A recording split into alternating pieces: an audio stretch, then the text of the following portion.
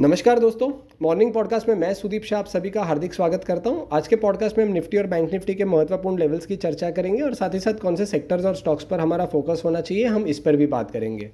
सोमवार के सेशन में हमने देखा कि फ्रंटलाइन इंडेक्स निफ्टी और बैंक निफ्टी थोड़े फ्लैट तो ओपन हुए थे, पर जो ओवरऑल डाउन ट्रेंड था उसमें हमने इजाफा देखा और एक शार्प डाउन मूव हमने सेकंड हाफ में ट्रेडिंग सेशन में देखा था सोमवार को, और जिसके कारण निफ्टी 1.5% तकरीबन 1.4% और बैंक निफ्टी 1.3% तक कट्स के साथ क्लोज हुए थे।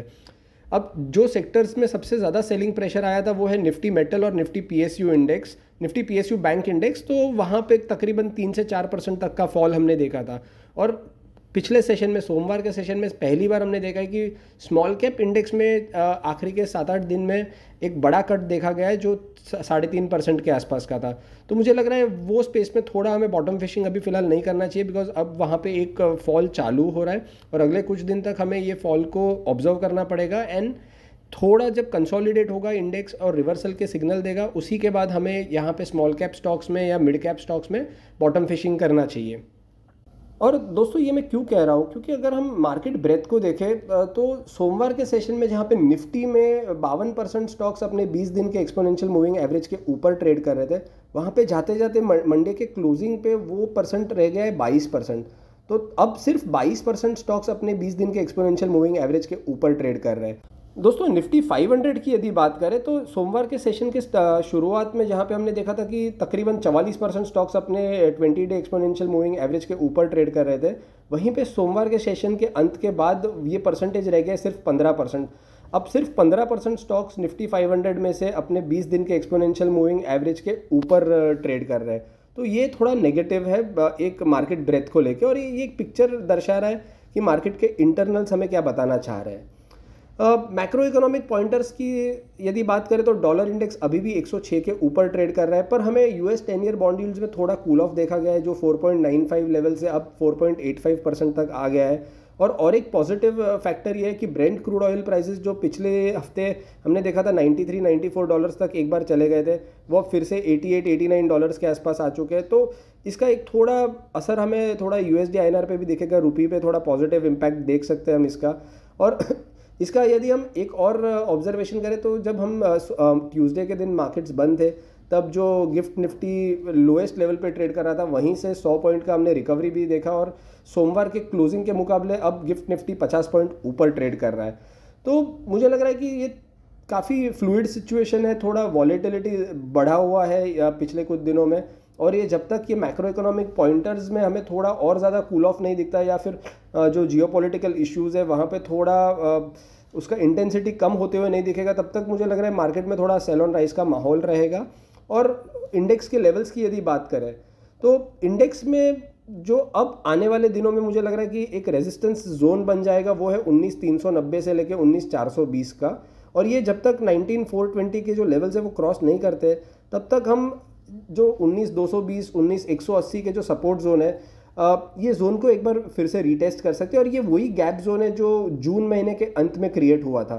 तो अब सबसे महत्वपूर्ण रेजिस्टेंस होगा 19,400 19,420 का, महत्वपूर्ण सपोर्ट निफ्टी के लिए होगा 19,180 का। और दोस्तों ये जो जोन है ना 19,180 से लेकर 19,220 का, इसका महत्व सिर्फ एक गैप एरिया की वजह से नहीं है। यहाँ पे हमने देखा है कि अगस्त महीने में काफ़ी बार यही लेवल से इंडेक्स ने एक रिबाउंड करके दिखाया है। तो 19,180 19,220 अब सबसे महत्वपूर्ण सपोर्ट होगा पोजिशनली, और यदि इसके नीचे निफ्टी फिसलता है तो अगला जो लेवल हम देख पाएंगे निफ्टी में वो होगा 19,000 और 18,950 का। दोस्तों महत्वपूर्ण रेजिस्टेंस अब आगे जाके होगा 19,500 और 19,520 का, और जब तक ये लेवल के ऊपर इंडेक्स क्लोज नहीं करता है या सस्टेन नहीं करता है, मुझे नहीं लगता है कि हमें एग्रेसिवली लॉन्ग पोजीशंस बिल्ड करनी चाहिए। ओपन इंटरेस्ट डेटा को यदि देखें तो अब मंथली एक्सपायरी में सबसे ज़्यादा सिग्निफिकेंट पुट राइटिंग हम देख पा रहे हैं 19,300 और 19,250 के स्ट्राइक्स पे, और कॉल साइड पे देखें तो 19,350 और 19,400 के कॉल में बहुत ज़्यादा ओपन इंटरेस्ट एडिशन देखा गया है। और साथ ही साथ 19,400 19,450 और 19,500 के पुट्स में काफ़ी अनवाइंडिंग भी देखा गया है, जो ये दर्शा रहा है कि बुल्स अपना कॉन्फिडेंस लूज़ कर रहे हैं और ये एक्सपेक्ट कर रहे हैं कि शायद से एक रेंज ब्रेकडाउन भी हो सकता है। तो ओवरऑल रेंज मुझे लग रहा है आज के दिन के लिए होगा 19,200 से लेके 19,420 के बीच का, और पोजिशनली जैसे ही मैंने कहा कि 19,180 से लेके 19,220 का जो एक सपोर्ट जोन है वो महत्वपूर्ण है, और रेजिस्टेंस के तौर पे 19,500 19,510 का लेवल बहुत ज़्यादा इंपॉर्टेंट है। बैंक निफ्टी की यदि बात करें तो बैंक निफ्टी में भी हमने एक सोमवार के सेशन में एक ब्रेकडाउन देखा था और इंडेक्स अपने 6 महीने के सबसे निचले स्तर पे जाके इंडेक्स ने टेस्ट किया है और इसी के साथ साथ इंडेक्स अपने 200 डीएमए के नीचे भी क्लोज हुआ है। तो यहाँ से मुझे लग रहा है कि आने वाले दिनों में एक महत्वपूर्ण रेजिस्टेंस होगा 43,500 और 43,600 का जोन, और जब तक ये जोन क्रॉस नहीं होता है तब तक डाउन साइड पे 42,850 42,900 के लेवल्स हम एक्सपेक्ट कर पाएंगे। और ये जोन जो है ना 42,900 42,850 का, वो इसलिए महत्वपूर्ण है क्योंकि मई महीने के बाद यहाँ पे हमने देखा है 2 बार इंडेक्स ने यही लेवल से एक रिबाउंड किया है।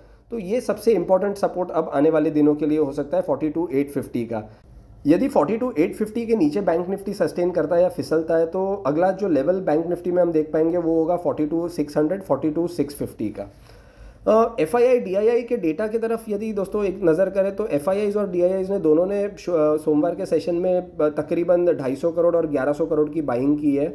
लॉन्ग शॉर्ट रेशियो यदि देखें FIIs का इंडेक्स फ्यूचर्स में तो अभी भी वीक है 26% के आसपास, और उन्होंने सोमवार के सेशन में तकरीबन 1000 शॉर्ट इंडेक्स फ्यूचर्स कॉन्ट्रैक्ट्स नए बनाए हैं।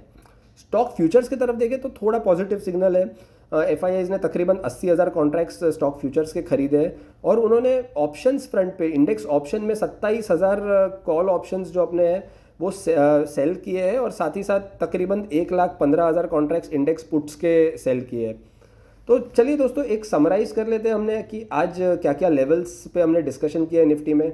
निफ्टी के लिए अब महत्वपूर्ण सपोर्ट हमने यही डिस्कस किया कि 19,150 से लेकर 19,220 के बीच का होगा। रेजिस्टेंस होगा 19,400 से लेकर 19,420 का आज के दिन के लिए। बैंक निफ्टी के लिए महत्वपूर्ण सपोर्ट है 42,850 का और रेजिस्टेंस होगा 43,550 43,600 का। तो थोड़ा मुझे लग रहा है कि कॉशियस अप्रोच हमें रखना चाहिए। ये जो महत्वपूर्ण रेजिस्टेंसेज है उसके ऊपर जब तक इंडेक्स क्लोज नहीं देता है तब तक सेल ऑन राइज का माहौल रहेगा, थोड़ा वीकनेस रह सकता है ऊपर के लेवल्स पे, तो थोड़ा हमें ध्यान रख के ट्रेडिंग करना चाहिए दोस्तों।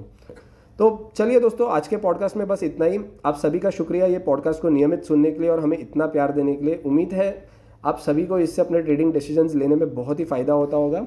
Thank you once again, everyone. Investment in securities market are subject to market risks. Read all the related documents carefully before investing.